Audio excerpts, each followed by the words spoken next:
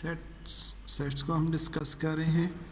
Sets में आज हम डिस्कस करेंगे डी मॉर्गन लॉ को। डी मॉर्गन लॉ क्या होता है?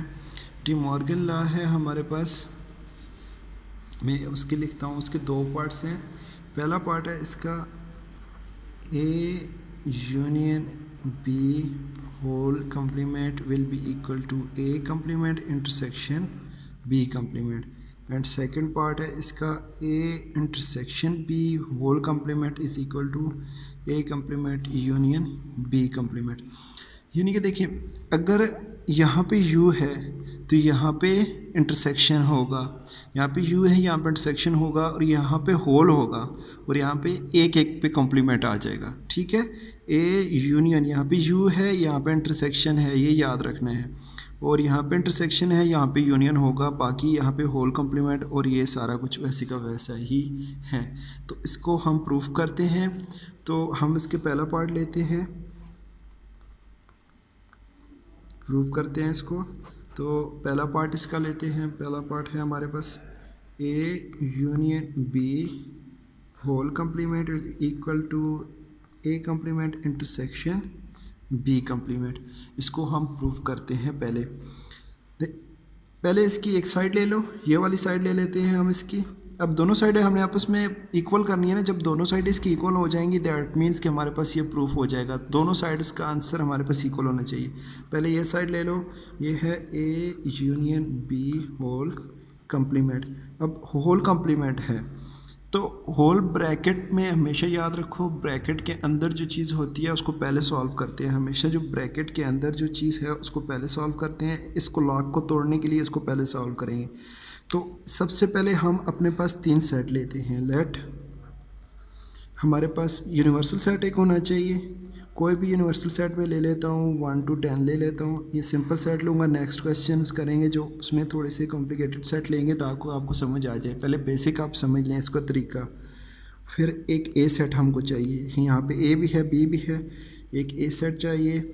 ए में ले लेता हूँ ऑड नंबर्स 1 3 5 7 तक ऑड नंबर ले लेता हूँ, और बी में ले लेता हूँ set of even numbers up to 10 2 4 6 8 और ये 10 आ गया। ऑड और इवन नंबर हमने ले लिए।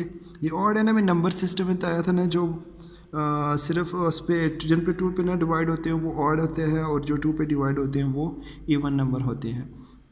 अब हम इसको सॉल्व करना शुरू करते हैं। सबसे पहले देखिए, हमने सॉल्व करना है ब्रैकेट के अंदर। ब्रैकेट के अंदर है हमारे पास A union B. So A union B को हम सॉल्व करेंगे। ए सेट लिखें 1 3 5 7। यूनियन बी सेट लिखें 2 4 6 8 10। 2 4 6 8 10 हमने इसको दूसरा सेट लिख दिया। अब यूनियन मीन्स सबको मिला के लिखना है। यूनियन हमने पिछले लेक्चर्स में किया हुआ है। यूनियन में सबको मिला के लिखना है, मीन्स सारे के सारे एलिमेंट लिखने हैं। तो आपकी मर्ज़ी है, जो एलिमेंट्स 2 दफ़ा आ रहे हैं उनको 2 दफ़ा लिखना चाहते हैं या 1 दफ़ा, आपकी मर्ज़ी है। 4 5 6 7 8 एंड 10 सारे आ गए ना। ये 1 ये 3 भी इसका, ये 5 भी इसका, ये 7 भी इसका, 2 भी आ गया, 4 भी आ गया, 6 भी आ गया, 8 भी आ गया, 10 आ गया। ये हमारे पास आ गया ए यूनियन बी। हमारे पास ए यूनियन बी का रिज़ल्ट आ गया है। हमने ए यूनियन बी का रिज़ल्ट फाइंड कर लिया है। अब हमको चाहिए क्या? हमको चाहिए जी A union B whole complement. अब होल कंप्लीमेंट हमको चाहिए ना, ए यूनियन बी तो नहीं चाहिए सिर्फ। अब ए यूनियन बी आ गया तो उसका कंप्लीमेंट हम फाइंड कर सकते हैं ना। अब मैं लिखता हूँ A union B whole complement हमने फाइंड करना है। अब A union B whole complement find करने का फार्मूला है, मैंने आपको पहले बताया था, u minus A union B. जिसका भी कंप्लीमेंट फाइंड करना है उसको u से माइनस कर दो, उसको u से माइनस कर दो। u हमारे पास है 1 to 10, 1 2 3 अप टू 10, और हमारे पास ए यूनियन बी सेट, ये वाला ए यूनियन बी जो हमारे पास आंसर आया है वो है 1 2 3 4 5 6 7 8 10। 1 2 3 4 5 6 7 8 एंड 10। 9 को छोड़ के बाकी सारे के सारे वही रैंडम नंबर आ रहे हैं। अच्छा, अब माइनस करना है। माइनस का मतलब होता है कि वो जो सेट है पहला सेट, उसके वो वाली एलिमेंट जो दूसरे में मौजूद ना हो, इसके वो एलिमेंट जो इसमें मौजूद ना हो हमने वो लिखने हैं, जो दोनों में मौजूद हैं वो नहीं लिखने हैं। यहाँ पे 1 है, यहाँ पे 1 है नहीं लिखेंगे, 2 है 2 नहीं लिखेंगे, 3 है 3 नहीं लिखेंगे, 4 दोनों में है, 5 दोनों में है, 6 7 8 10 है, 9 इसमें नहीं है, इसमें है, तो ये जो इसमें 9 है इसमें नहीं है तो 9 लिख देंगे यहाँ पे। हमेशा याद रखिए इसमें वो, इसके वो वाले एलिमेंट जो उसमें मौजूद ना हो, या बल ये नहीं कि इसके वो एलिमेंट जो इसमें मौजूद ना हो, नहीं, इसके वो वाले एलिमेंट जो इसमें मौजूद ना हो। तो उस हिसाब से हमारे पास A union B whole complement हमारे पास क्या आ गया, 9 आ गया। A union B whole complement हमने फाइंड कर लिया जो कि है 9।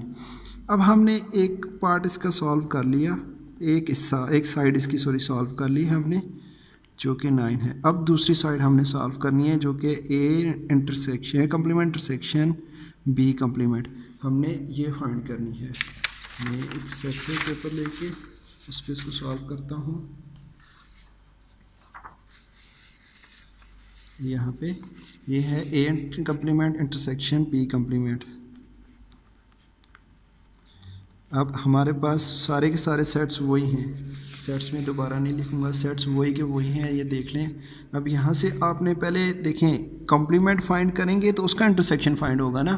पहले हमारे पास ए कॉम्प्लीमेंट होना चाहिए, हमारे पास ए सेट है, ए कॉम्प्लीमेंट तो नहीं है, बी सेट है, बी कॉम्प्लीमेंट तो नहीं है, तो इंटरसेक्शन हम फिर किसका फाइंड करेंगे? इंटरसेक्शन हम नहीं फाइंड कर सकते।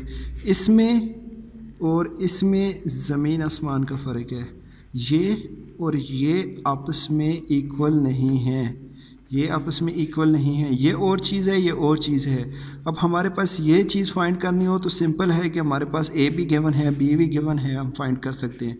बट हमें कह रहा है ये चीज़ फाइंड करो, तो इसके लिए हमारे पास सेट्स हैं, तो हमारे पास हमें फार्मूला पता है इनका, तो हम इनको सॉल्व कर सकते हैं। That is u minus A equal to A complement which is equal to U set लिखो 1 2 3 up to 10 minus A set लिखो 1 3 5 एंड 7।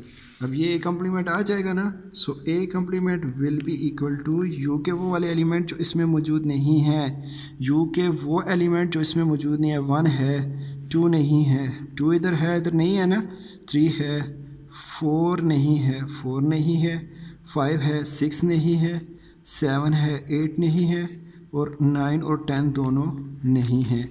तो इसलिए हमने इसका लिख दिया जी, ये इसका ए कम्प्लीमेंट आ गया। सिमिलरली लाइकवाइज हमने बी कम्प्लीमेंट फाइंड करना है जो equal to U minus B के बराबर होगा।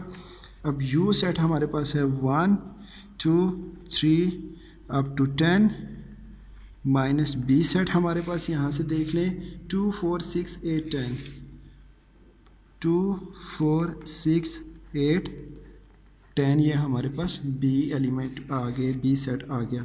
अब हमारे पास B complement will be equal to, अब इन दोनों सेट्स में से वो जो इसके वो एलिमेंट जो इसमें मौजूद नहीं है, 1 नहीं है, और उसके बाद जी 3 नहीं है, 5 नहीं है, 7 नहीं है, 9 नहीं है, बस ये तो सारे एलिमेंट्स इसमें नहीं हैं। अब हमारे पास ये भी आ गया, ये भी आ गया। अब हम फाइंड कर सकते हैं नाउ ए इंटरसेक्शन बी। देखें हमारे पास ए भी आ गया, ए कम्प्लीमेंट भी, बी कम्प्लीमेंट भी आ गया। पहले मैं इन दोनों को लिख लेता हूँ 2 4 6 8 और 10 6 8 सॉरी 9 10 और इंटरसेक्शन फिर से वही ये वाला 1 3 5 7 एंड 9। अब जिस वक्त आप इंटरसेक्शन फाइंड करते हो तो इंटरसेक्शन में वो वाले एलिमेंट लेते हो जो दोनों में कॉमन हो, जो दोनों में मौजूद हों, वो एलिमेंट लिखते हो। यूनियन में सबको गैदर करके लिखते हो। अब यहाँ पे 2 है 2 नहीं है, यहाँ पे 4 है 4 नहीं है, 6 नहीं है 8 नहीं है, दोनों में इसमें भी है इसमें भी है, 9 है और 10 नहीं है। अब इधर आओ 1 है 1 इसमें नहीं है, इसमें 3 है इसमें 3 नहीं है, इसमें 5 है इसमें 5 नहीं है, 7 नहीं है, 9 है दोनों में कॉमन तो 9 ले लिया। तो ये हमारे पास आंसर आया A intersection A complement intersection B complement. जबकि हमने यहाँ पे जो सॉल्व किया था इसका जो क्वेश्चन का सॉल्व किया था, इसमें हमारे पास इसका भी आंसर आया था 9, A union B whole complement, इसका भी आंसर आया था 9। तो इसका मतलब है कि इसका भी आंसर 9 है और इसका आंसर भी 9 है। तो हमारे पास ये मतलब है कि A union B whole complement ये इक्वल है A complement intersection B complement में प्रूफ हो गया। ये प्रूफ हो गया हमने, क्योंकि दोनों के आंसर्स 9 आ रहे हैं ना। यहाँ पे हमने करके देखा, मैं यहाँ पे करके देखा A union B whole complement को हमने सॉल्व किया, इसका आंसर आया 9। A intersection complement intersection B complement को सॉल्व किया, इसका आंसर आया 9। जब दोनों के आंसर सेम आ रहे हैं, ये साइड सेम है, तो डेफिनेटली ये साइड सेम होंगी। तो हमारे पास डी मॉर्गन लॉ का पहला पार्ट प्रूव हो गया। हमने डी मॉर्गन लॉ का पहला पार्ट प्रूव कर दिया कि A union B whole complement हमारे पास बराबर है A complement intersection B complement के बराबर है। अब नेक्स्ट में मैं इसका सेकंड पार्ट करूँगा नेक्स्ट लेक्चर में। Till then bye bye, take care.